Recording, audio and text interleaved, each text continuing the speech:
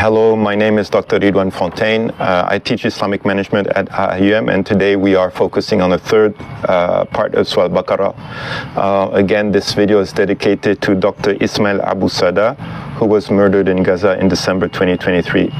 So we are looking at the third part of this section on the Bani Israel.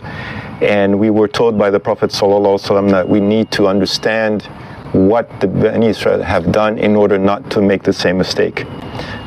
So this is ayat 97, and I will read the ayat. أعوذ بالله من الشيطان الرجيم قل من كان عدو لجبرائيل فإنه نزله على قلبك بإذن الله مصدقا لما بين يديه وهدى وبشرى للمؤمنين. Okay. Now, this is actually the center of this whole passage. So we already know that the Bani Israel had a problem, which is that their hearts were hard, and they refused to submit to the message of Allah subhanahu wa ta'ala. So we already know that they had a lot of behavior problems. But in this ayat, what Allah subhanahu wa ta'ala is telling is, at the heart of the matter, there is a problem, which is the Bani Israel take the angel Jibreel as their enemy, right? And this is something that is so weird, it's so hard to understand, but it is actually the Bani Israel loved their religion, but they hated revelation. Okay, let me repeat that. They loved their religion, but they hated their revelation. They hated their books. And the reason that I can understand from this passage is basically, for them, religion just became part of their social identity. It became part of their culture. It's something that they learned from, their teachers, their parents, whatever's going on in the society. But they never really took their book seriously.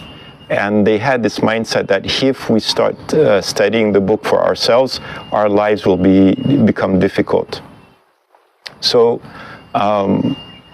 again, we can say that this is maybe a problem that many Muslims are facing today. What is ironic, and this is something that I've been thinking about for the last few weeks, is almost everything that I've been doing since 2010 shows the opposite.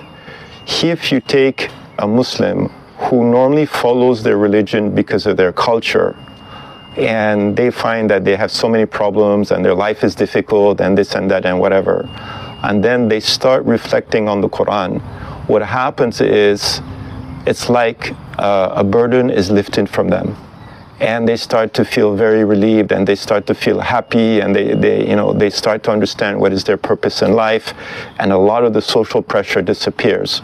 So it's very ironic that the Bani Israel had that impression that they want to follow their religion, but they don't want to follow their revelation, because they assumed if they follow their revelation, their life would be difficult.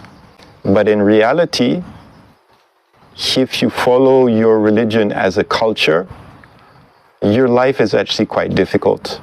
When you start taking your revelation seriously and you start reflecting on the Quran, your life becomes easier. It's just one of those things, when you look at what happened to Bani Israel, it's like so many contradictions and so full of paradox. You just have to wonder and ask yourself, are we making the same mistakes that they were making? Okay, we'll talk about that next time. Thank you very much. Assalamu alaikum wa barakatuh.